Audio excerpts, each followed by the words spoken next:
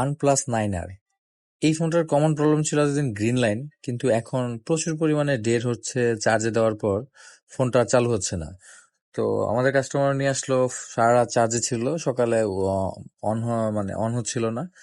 তারপর আমাদের কাছে নিয়ে আসার পর খোলার পর দেখলাম ফোনটা একদম ফ্রেশ কন্ডিশনে আছে। তো আমরা ডিসি চেক করে দেখি ফোনটা 1.5 মিলি এমপিআর কনজিউম করতেছে। তারপর হচ্ছে আমরা প্রথমে এটার একটা কয়েল শর্ট পাই, তো কয়েলের লাইনগুলো এই পাওয়ার আইসিটা থেকে আসছে। তো এটা চেক করার জন্য আমাদের চলে যেতে হবে বর্নিং স্কিমেটিকে।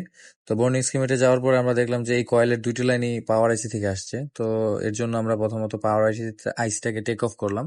তো পাওয়ার আইসি গুলো টেক অফ করার সময় একটু সতর্ক থাকতে হয়, কারণ হচ্ছে যদি আপনার হাতের ব্যালেন্স এবং ভালো প্রপার হিট সম্বন্ধে জ্ঞান না থাকে, সেক্ষেত্রে আপনার মাদারবোর্ডের যেই প্যাডগুলো আছে, তো এগুলো ড্যামেজ হওয়ার সম্ভাবনা থাকে। তাই একটু সতর্কতার সাথে এবং দক্ষতার সাথে এই কাজগুলো করতে হয়।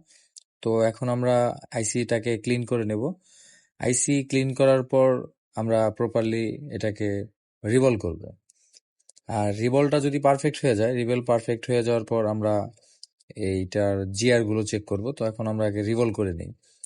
তো রিভলিং এর জন্য আমরা 183 ডিগ্রি সেলসিয়াসের লিকুইড পেস্টটা ইউজ করব। তো এখন আমরা মাদারবোর্ডের মধ্যে আইসিটাকে বসাবো। তো অলমোস্ট আইসি আমাদের বসানো ডান।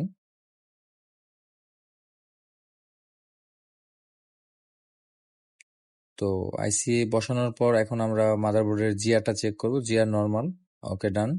তো এখন আমরা মাদারবোর্ডটাকে প্রপারলি বডিতে বসাই আমরা চেক করে নেব যে ফোনটা চালু হয়েছে কিনা। তো এই ধরনের যত প্রবলেম আছে আপনারা আমাদের সাথে যোগাযোগ করতে পারেন। তো অলমোস্ট আমাদের ফোনটা চালু হয়ে গেল।